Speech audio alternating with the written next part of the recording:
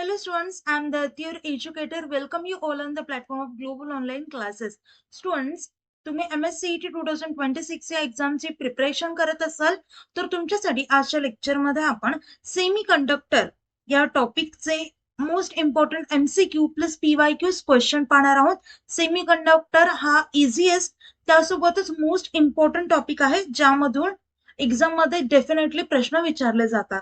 आता सीईटी 2026 या एक्झामसाठी प्रिपेअर करत असाल, PCM, PCB CET, nursing CET, JEE NEET, तर आपल्याकडे तुमच्यासाठी कोर्स आहे ज्यामध्ये daily live lectures, recorded lectures, full syllabus, test series plus chapter wise test series, 2000 plus MC question bank and full syllabus notes देखील आहेत. Question bank and test series these are the most important things, कारण exam मध्ये directly याच्यातूनच questions विचारले जातात. आता course join करायचा असेल तर दिलेल्या नंबरवरती तुम्ही कॉन्टॅक्ट करू शकता आणि या कोर्सची प्राइस फक्त 2999 रुपये आहे. सो लवकरात लवकर हा कोर्स जॉईन करा.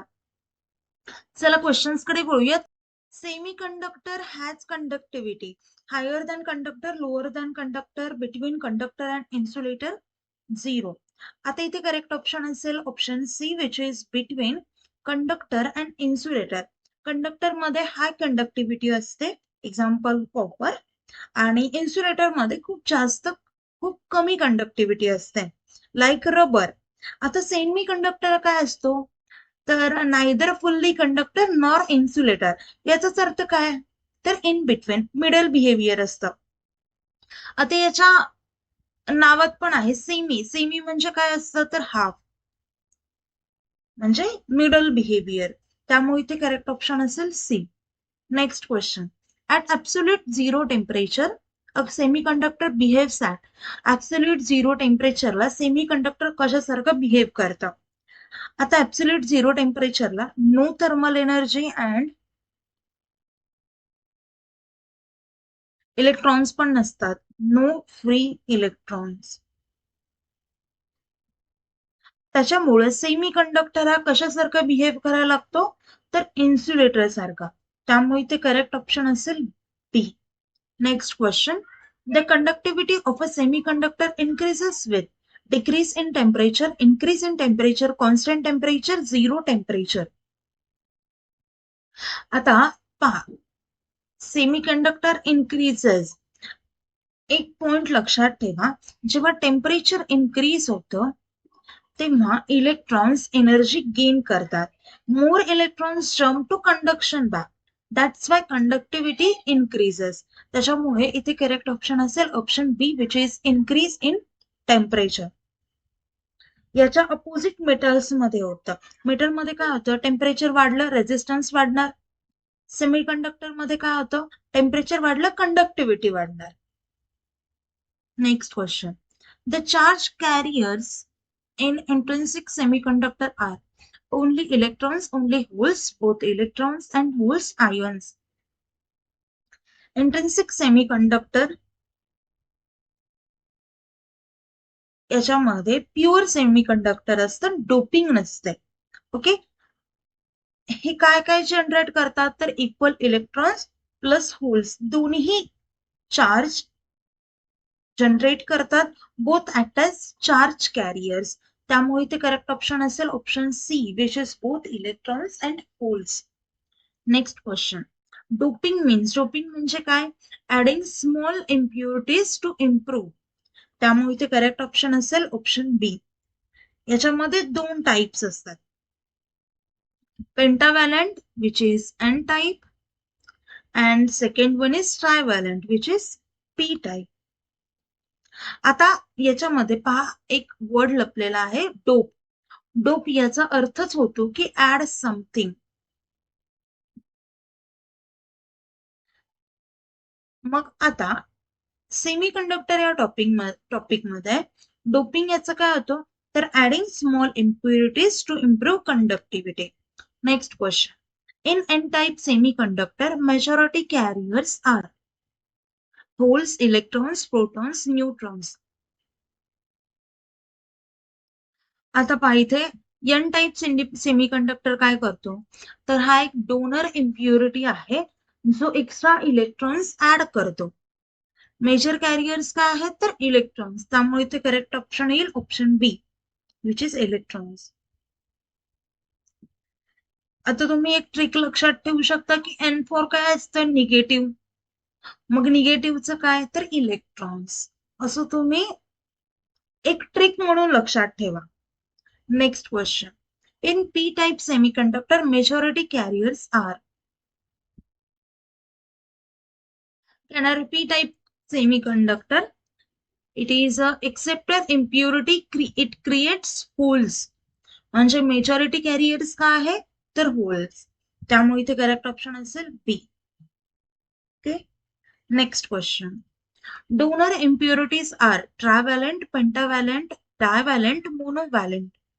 तर इथे करेक्ट ऑप्शन असेल पहा option B which is pentavalent. Donor impurities मध्ये काय येतं, त्याच्यामध्ये 5 व्हॅलेन्स इलेक्ट्रॉन्स आहेत आणि ते जे एक्स्ट्रा इलेक्ट्रॉन्स आहेत तर ते डोनेट करायचं. एक्झाम्पल कोणतं आहे तर फॉस्फरस. तुम्हाला पेंटाव्हॅलंटचं जे एक्झाम्पल विचारलं तर तुम्ही फॉस्फरसचं एक्झाम्पल देऊ शकता. Next question. Acceptor impurities R.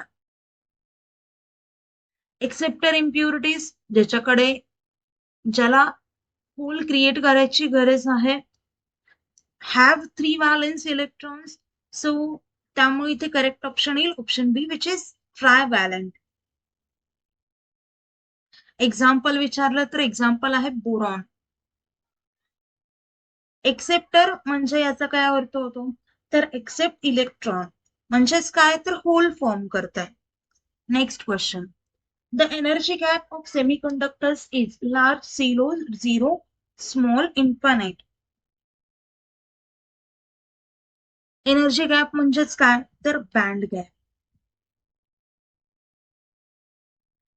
जो कंडक्टर मध्ये 0 असतो, इन्सुलेटर मध्ये खूप जास्त असतो म्हणजे लार्ज असतो, आणि तेच सेमी कंडक्टर मध्ये स्मॉल असतो.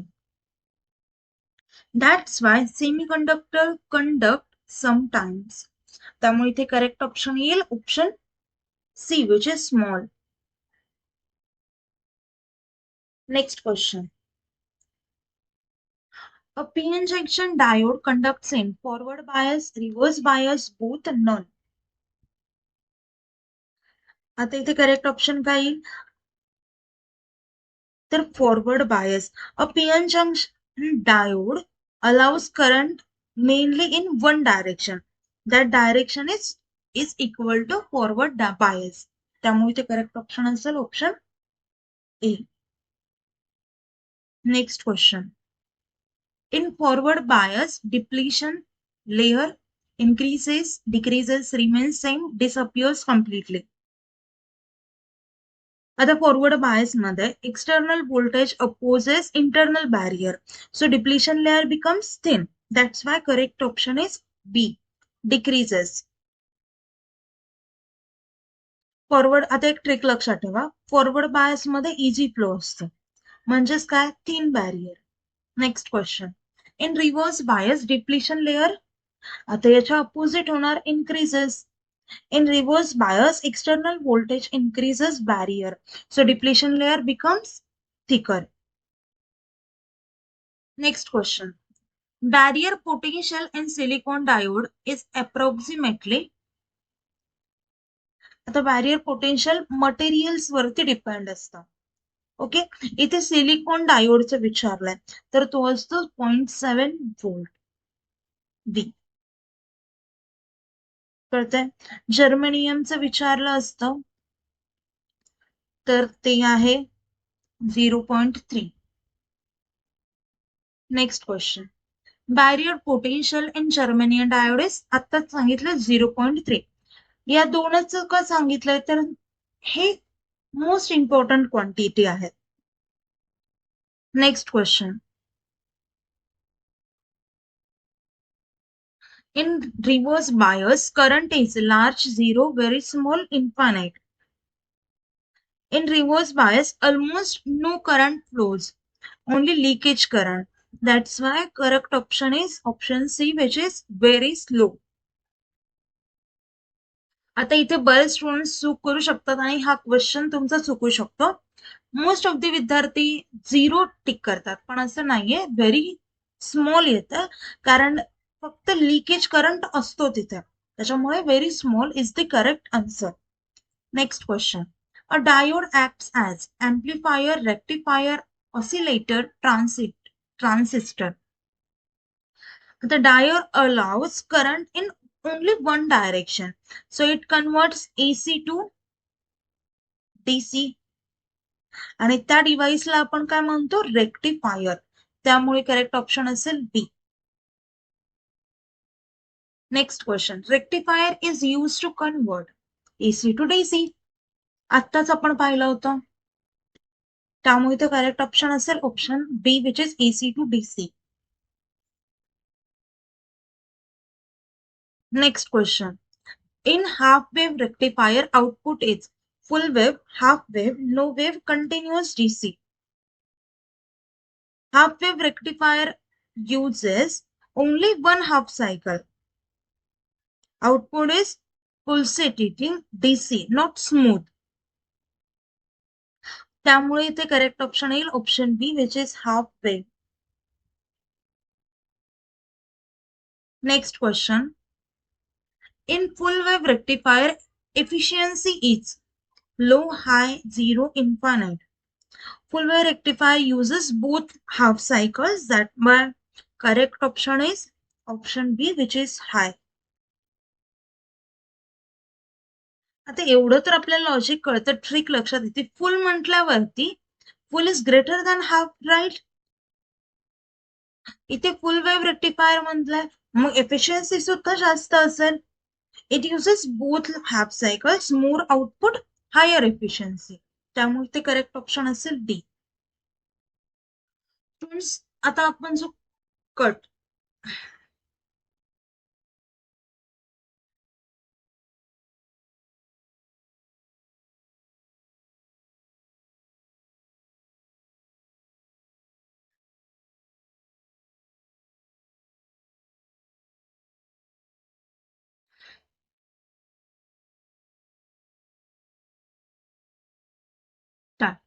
स्टुडंट्स, आपण जो कोर्स लॉन्च केला आहे तो लवकरात लवकर जॉईन करा. आणि कुठल्याही प्रकारचे डाऊट्स असतील आजच्या लेक्चरमध्ये तर मला व्हिडिओ खाली कमेंट करून विचारू शकता. मी त्याचा रिप्लाय नक्कीच करेल आणि डिटेल एक्सप्लेनेशन मध्ये करेल. आता आपले लेक्चर इथे सेंड करूयात. व्हिडिओ आवडला तर व्हिडिओ लाईक करा, चॅनलला सबस्क्राईब करा. Thank you. Nice day. Bye bye.